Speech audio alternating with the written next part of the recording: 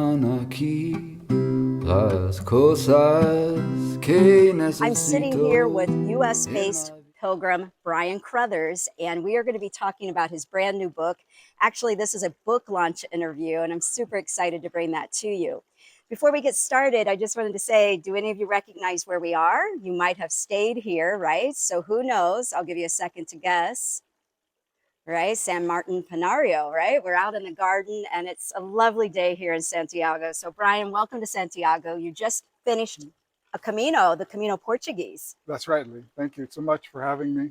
This is it's a great day. I think it's just beautiful and wonderful start. Yeah, so you just got in yesterday? Correct. Yesterday afternoon. And you started in Porto, I think you told me. Correct. Okay, great. And was this your first Portuguese Camino? Yes, and first time in Portugal. So that was great to experience that. Experience Lisbon, Porto, and then the coastline. It was beautiful. Different but beautiful. And was this your first Camino since the lockdown? Correct. All right, great. And how many Caminos does this make for you? This makes number 4 completed. Number 4. Wow, congratulations and welcome back to Santiago. Thank you for having me. This is going to be awesome. Thank you. So before you walked the Portuguese, had you always walked the Frances? No, 2015, the Frances, and 2016, the Vida de la Plata, and 19, just months before the pandemic shut down, on the Del Norte. On the Del Norte. Wow, you've done several of the routes then. Yeah. It seems to be like I wanted to get the long ones out of the way, and from Porto is a little shorter. Yeah. So I'm getting older and slowing down, wanting to do them slower as well, just to enjoy more and meet more people and just take it all in. Yeah, I agree with you. So out of all those routes, I know it's probably hard to pick a favorite, but if you had to, what route has been your favorite? It really is difficult to say because the facets, there's great facets from every one of them. I'd have to say the Via de la Plata because I did it in the fall and there was very few people and it was just nature every day for kilometer after kilometer.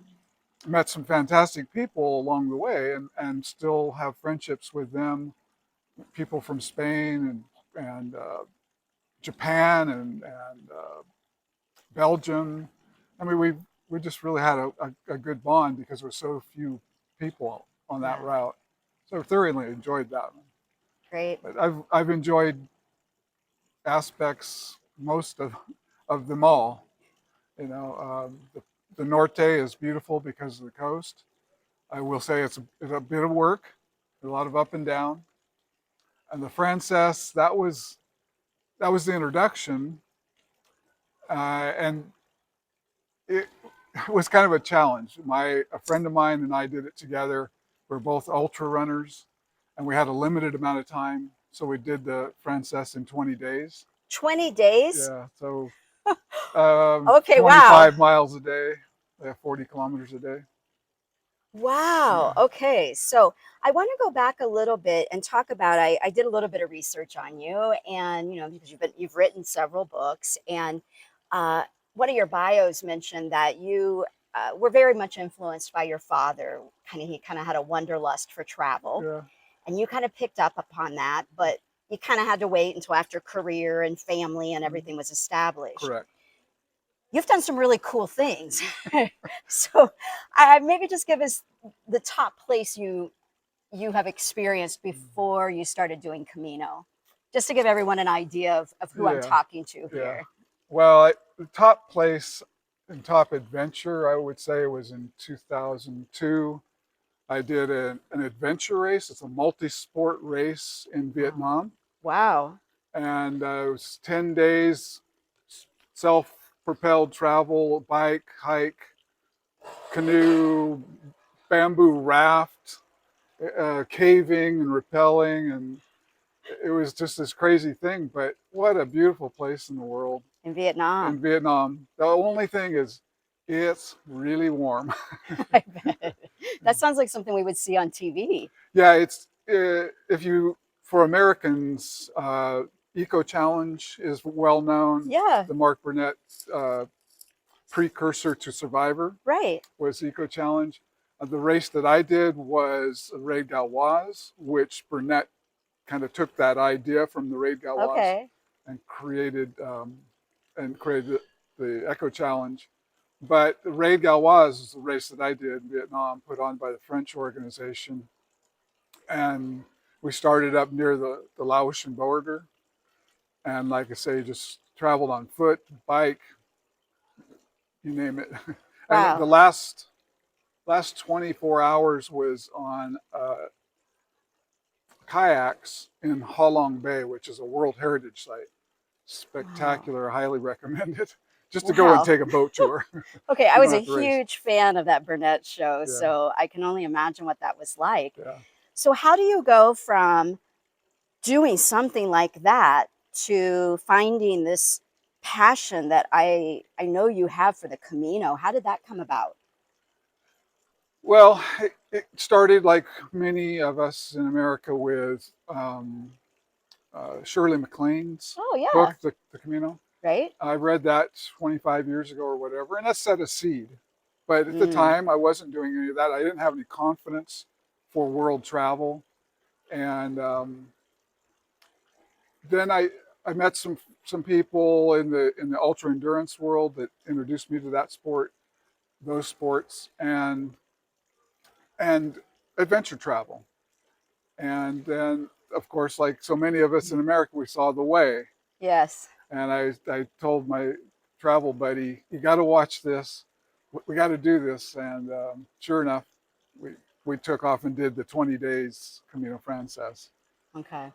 So, what keeps you coming back? Because obviously, you've done some amazing things. And of course, I think the Camino is amazing Yes, of too. course.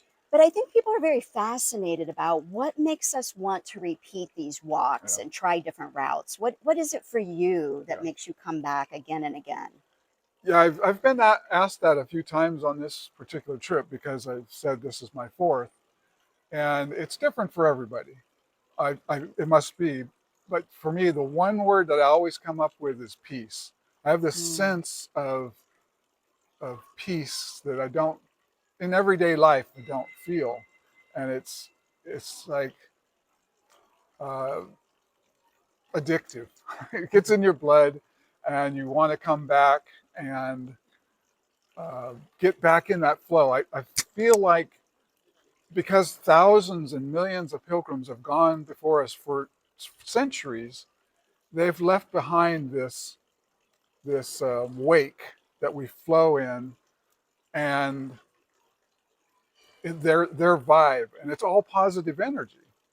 And we're better to find peace than in that flow of positive energy. mm. That's what I find. That's my answer after this last one. The first one was completely different, and the Via de la Plata was to discover and see Roman ruins, which was way more than I had imagined. And the Del Norte I wanted to do because of the coast. I grew up on the coast as a kid, love that. But each time I get more out of it, more of that deeper into that piece, and I can take that home to my personal life. And Mm. so I say peace. That's the word. Well, if we have to be addicted to something, Yeah, yeah, great. peace is a good thing, Yeah, peace right? is a good thing. I firmly believe that. Okay. So you became a writer at some point during all Yeah, these adventures. So what prompted you to start writing? that's an interesting story. I've told it many times that in 2015 I was retired, had been retired, and I was an engineer, worked in the power generation business, and everything I wrote was dry. I didn't like writing, Mm. but I was so moved by my experience on the Camino Frances that I came back and I wanted to tell these stories about my spirit guides that I was introduced to and met along the way, Mm. and then kind of prompt and show people how easy it is to do. And in that process, I discovered that I loved writing Really? things that are passionate for Yeah. me.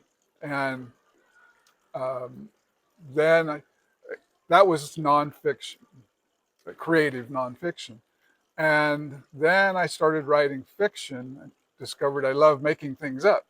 It's Okay. even more so.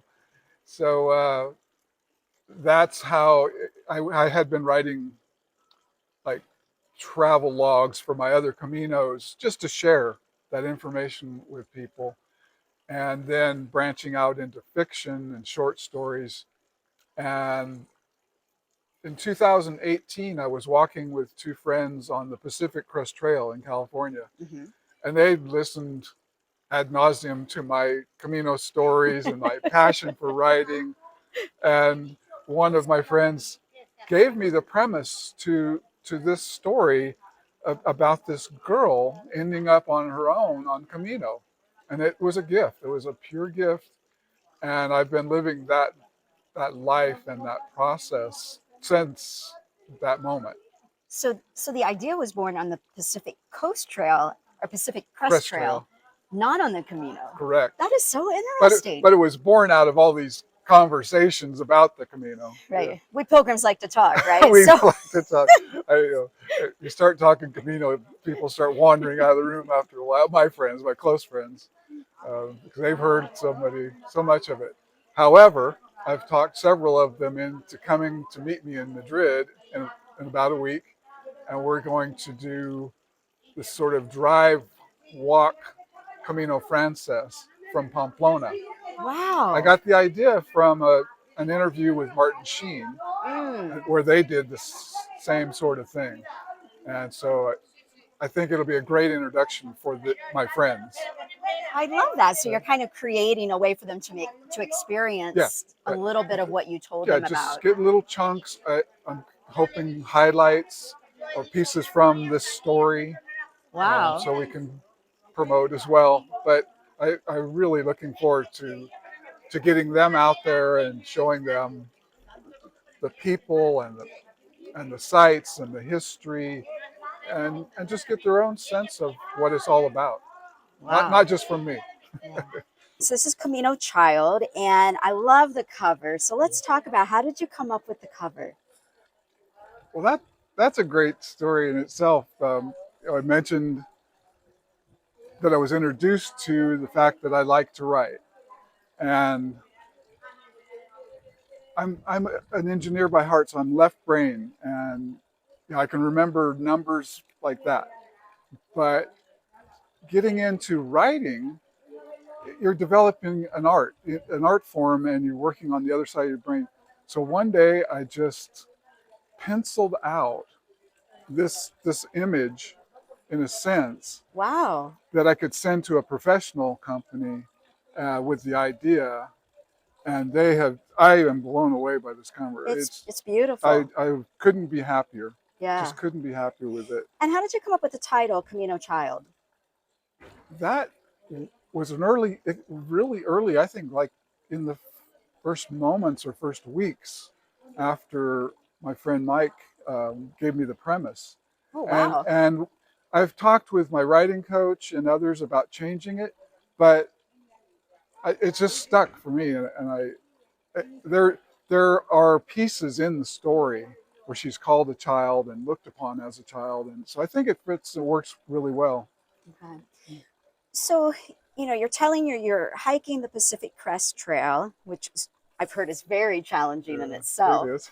And you're sharing with your hiking friends about the Camino, and this idea comes up and starts to develop.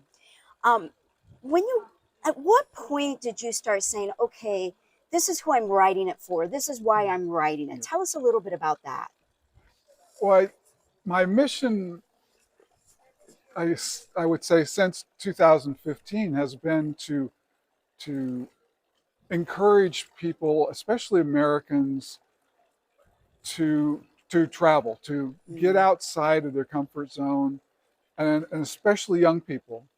Many young people do travel, and young woman in our community she's seen more of Europe than most people I know, and is now going to college in Costa Rica, and she comes by that naturally, or she just didn't let any barriers get in her Mm, way. But I want to break down barriers for those that may have trouble with that, to show them that it can be done, uh, done by a young person, and expand their boundaries, their perspectives. We kind of get isolated sometimes, and we listen to the news and think they're right without any perspective. mm. And so my mission is to expand a few, if I sell this book to one person that reads it and is encouraged to come on Camino, life is good. It really is good. And so this is described as a young adult Yeah, young novel. adult travel adventure. Yeah. And so, a lot of our viewers or listeners might have teenagers or Yeah, preteens or even younger kids yeah. that they would hope would walk with them someday. Would this be a book that would maybe help them if they were to read it, or would you more recommend that they would buy this for their kids to read? Yeah, I think either way. However, I I think it works for other generations, older generations. So, given that I'm a little bit older than 15, um, I think that selling it to a grandmother or a mother that would share it with their now 18-year-old or 17-year-old daughter or son, I really see that as a possibility, because it's it's a touching story, and I read it and finished it last night for the first time since it's been published, Yeah. and I'm still kind of get teary eyed at Oh, times. wow. So I think that it will move any generation, and I, there are friends in my circle at home that have read it, read earlier versions of it, and have been moved by it, and they're helping me get the word out, Okay. and buying it for their grandchildren. So All right. So I'm that I'm age group, blessed. so kind of the ideal age group in your mind's probably that older teen. Yeah, Yeah. yeah. Given that she's 15, from there on up Hmm. is, I think, appropriate. Okay. But yeah, All right. Well, I don't want to give away too much of this story or have you do that, right? But could you just give us a really top level synopsis of what the book is about? yeah. So the protagonist, her name is Summer. She grew up on a commune, Oh, okay. and it's a kind of a troubling environment. So her grandmother from California goes and gets her, brings her home, and then and this grandmother had traveled to Europe in her teens, and with her sister. Suddenly, bits of a journal from her sister's years here, or summer here, in Europe, come to the doorstep, but only pieces, with this cryptic note in Spanish about there's more to learn. And that leads them to come to the, walk the Camino and follow in the footsteps of this grandmother's older sister, who is now deceased, and she knows that, but didn't know the journal ever existed. And then tragedy strikes. The girl is left on her own.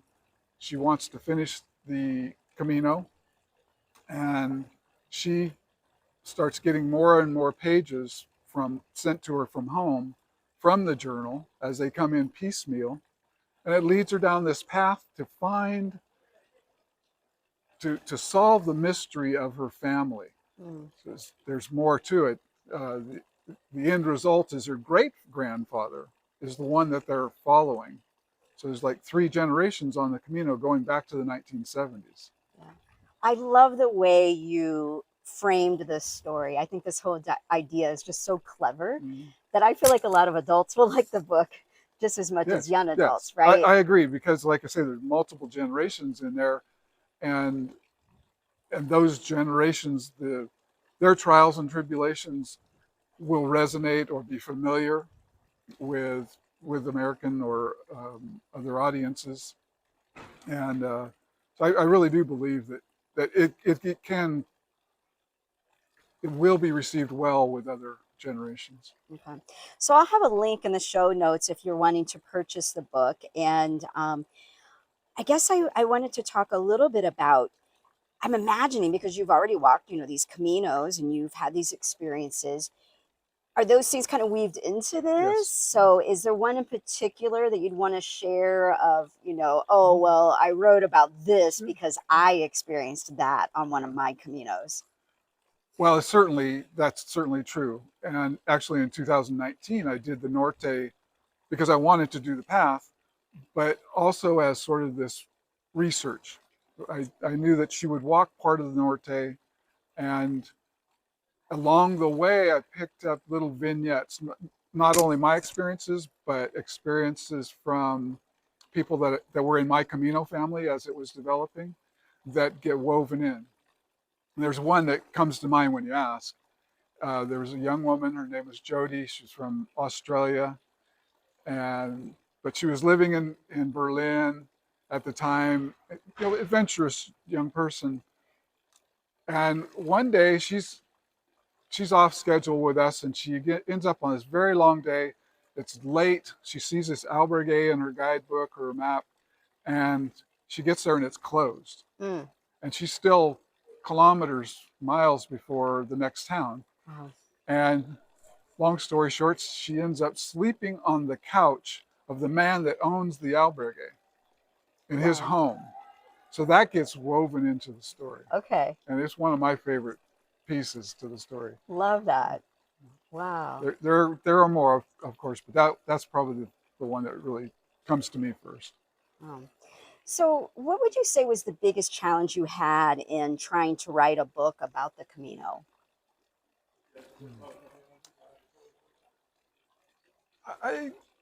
I would say just that writing is still new for me. You hear many times you need 10,000 hours to become an expert at something, and 10 years to become a good writer. And I'm in my 7th or 8th year now, and I feel like it's getting better, but it's still a challenge. And that's why I hired a writing coach to help me. Okay. I work with a critique group, and they've been just immensely helpful. And then it went through a group of beta readers, including Meg Maloney. Yes. Who we know and love. Yes. And she was super helpful, and I love her Jackson's music, and yes. So that was a blessing. That beta group, just so much help with language. I'm 63, not 15. I'm not a girl. Right. So it was very helpful to get their insight into it. I want to mention you brought up Meg, and so Meg is, I don't remember which episode she was on, but Meg wrote the book Slow Your Roll. Great and it's a fantastic book. Meg is the sweetest person. So if you look back, I'll try to have the show number in the show notes. And then Brien also referred to Jackson, who's been on the show as well. And Jackson, of course, does our theme song. Right. And both of them are just amazing pilgrims and really wonderful humans. So it's so exciting to know that they were a part of that. Well, they were, or Meg was, and I talked Johnny Walker Santiago into doing a little intro to the Camino. Nice. That's in the beginning of the book. And I'm trying to think of someone else. I'm going to pause here. Can't remember who it was. Oh, Beth Jusino. Oh, yeah. Beth Jusino of Walking to the Ends of the Earth. Yes. She wrote the blurb on the back. Oh, and fantastic. She summarized it so well. It's an amazing job there. Yeah. So I've had so much help with this project, and I'm just blessed by that. I just love hearing this. I mean, this is part of that Camino community, right? Yeah. So, Beth has written a Camino book, and I just love how you're pulling in people. Yeah. Your writing coach also part of Camino stuff? No, member of the writers group in Napa Valley that I'm a member of. Great. Another one that just came out of nowhere. Another one that was just such a blessing.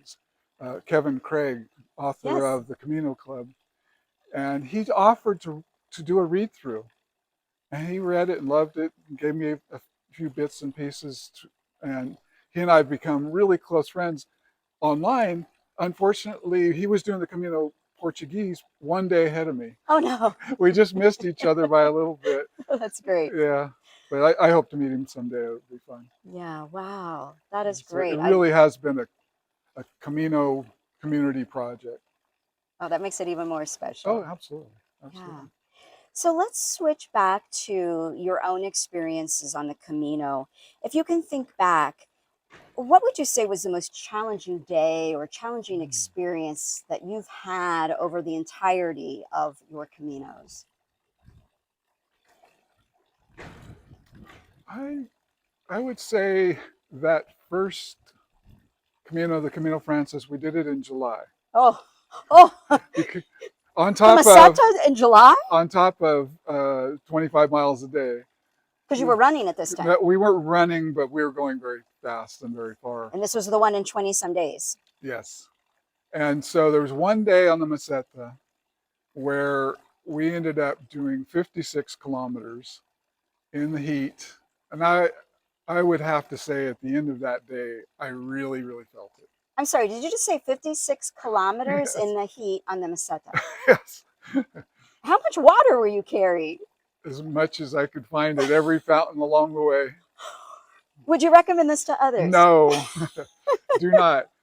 However, I listened to an interview that Dan Mullins did with the runner guys, and it's like, oh, that sounded just brilliant to me. I love their story, and they had so many great pieces too. What I would just want to say to everybody watching or listening, Brien has adventure racing experience, so I'm sure he did that very smartly. Because wow, July, it's hot. Yeah. It's hot out there. Yeah, it wasn't. I wouldn't say, at least from my memory, it wasn't like some of the periods this year. Yeah. The temperatures that I saw here, but it was still pressing upper 30s and 40s. 100 degrees. Wow. How did you feel when you finally stopped that day and you arrived at the albergue? I mean, were you able to go have dinner and have drinks, or start with beer? You started with the beer. I think you deserved one after that. I learned on the Via de la Plata, learned from this Belgian man that I became friends with. The big one, the leader. Yeah. It's called a jara. Jara. Yeah. Get those. They come in a frosted mug, but one's enough at the end of a long day. I love it. Yeah. So, wow, that's a lot of mileage in a day, especially coming out of the gate. Wow. It was just what we were doing at the time. I have slowed down. I don't ultra race anymore. I do the Pacific Crest Trail in 3-week chunks, and Caminos and John Muir Trail, things like that. So it's slowed down a little bit. I still have a hankering to get out there and do one someday, but on this trip, the Portuguese, I met a man from Manchester, he and his wife, and he's also an athlete and very fit, and he's trying to talk me into coming to England, and there are 3 rather large treks in one in Wales, Scotland, one in England, and do that together. And that sounds really entertaining to me. Not try and run it, but do them in maybe a sensible way. Wow. So if you think back to the Brien who raised his family and, built a career, did all those things, and then went on to become this ultra athlete, a Camino enthusiast, a writer. How are you different today than what you were? If I had met you pre these latest things, how are you different? What would your wife, what would your daughter, what would these tell me about you? I get that from my closest friends, longest term friends, a lot. That, man, you're not like you were years ago. I was the guy that would be at a party and he'd sit in the corner sipping on a drink and you never knew he was there. And that's not me anymore. Yeah. Through wanting to grow in my career and advance my career, I joined Toastmasters, Oh, yeah. which was a huge benefit to me. I recommend it to everybody. Yes, me too. Yeah, it's a fantastic organization. That helped a lot. And then just having those tools and skill sets and applying them. It's still a challenge. And I was telling my wife several times during the pandemic that I'm losing ground here. I'm regressing, Mm, but it's coming back yeah. quickly, and I really feel like I'm I'm the guy that wants to be that way. Uh, I spent recently in August. I spent 3 weeks on the Pacific Crest Trail, and I happened to end up behind the bubble of through hikers. So I was by myself. I would meet 5 people a day, and those meetings are a minute or two, Yeah. or maybe 5, in a whole 24-hour period. And I text my wife at one point, I'm getting lonely. I can't believe that this guy is getting lonely. It really surprised me. Hmm. So I'm blessed there to grow and have an interest or a motivation to grow Yeah. in that way. Say, I'm really curious. I don't know if I've interviewed anyone who's recently walked the Pacific Crest Trail and also the Camino. And I've always just personally been curious, how different are they? I mean, I know the Pacific Crest Trail, hilly mountains, you've got more weather and that kind of thing. But beyond that, is the camaraderie there? How would you compare a typical day in comparison to walking a stage of a Camino? Well, in terms of people, it's very similar. If you're in a group of people like you would be on the Camino that are similarly paced, you do develop friendships and camaraderie. Totally, I think it's very, very much the same. Yes, well, the Pacific Crest Trail is 2,650 miles, so it's a lot of variations, but a lot of it is very, very rugged, Yeah. and you just kind of have to bite it off a chunk at a time each day. Take care of everything. Take care of your feet, especially. I do everything in trail runners, and people still think I'm crazy, but my feet are happy because they've done so many miles. Now, my big question is, how do you make it through the day without a cafe to stop and Oh, I know that's the hardest part. I mean, you get a little spoiled walking the Frances. Well, You've walked some routes that aren't quite as busy, but right, but you still find those. you Not do. the Via de la Plata; they're further apart. I will Okay. say that, Okay. but you do still find them. But the Pacific Crest Trail, when you find them, and you find that hamburger or this brilliant breakfast, you just enjoy it all the more. Wow. So you've mentioned a couple of times as we've been talking today that now you're just kind of slowing down. You're enjoying the slowing down. Yeah. I'm wondering if you went back to that guy who ran some of his first Camino and, who you were then and how that Camino went. What would you tell him now if you could sit down with him and say, hey, here's what I want you to know about the Yeah. Camino and about your life? That you're in for something. You're in for a treat. Ooh, you're in for something. Yeah, and to slow down. Just don't get in a rush. And there were certain constraints. It wasn't just the athletic part of it, but there were some constraints Sure. that required that. And it's fun to be able to say that I did that. It was an accomplishment. I'll say. But I would definitely say you don't have to. Yeah. I think the more information we could get out there, I think there's kind of a misnomer that you've got to do the entire route or, it doesn't count. And Mm-hmm. it's really okay to even break it down in chunks. Mm-hmm. It's okay to take 50 days if you have it. But I know for a lot of us, that's hard to do, right? So you probably Yeah. had time constraints with work and family commitments and whatnot. So it's not always possible. But I know last year I walked with a lot of folks that were based full time in Europe, and they would come and walk a week, Right. and one year, and the next year walk a week, Right. and that was very normalized. Right. Where I feel for I can only speak for those folks based in the U.S., where you and I are from, that we tend to pay this expensive ticket to get to Spain, Yes. and we want to get as much as we can out of that buck, and we try to do the whole thing. But Yeah. but we don't have to Correct. if we have the luxury to not. Yeah, the book that I wrote in 2015 after my first one it's called Su Camino, meaning your Camino, and the theme of it is there's no wrong way. As long as you're not harming somebody else's experience, there really is no wrong way. Whether you do it a week at a time, as you say Europeans do, or just having a day pack and sending your luggage ahead, that's becoming very popular. It doesn't matter. Bicycle, horse, walk it backwards. It's yours. Do it your Yes. way. I really Yes. don't see any problem with that. Yeah. So what's next? Is there another Camino in your bucket list? Another book? There is another book, and the Walking the Portuguese was research like I did with the Norte Cool. for the second in this series. Oh, okay. So she will be a few years older. She wants to bring her cousin, who helped her a lot from America, sending those journal pieces. She wants to bring her along. She's a year younger. And we already have an outline of the trials and tribulations. And then I'll weave in what I've learned in the last couple of weeks and the little experiences that I had or others had.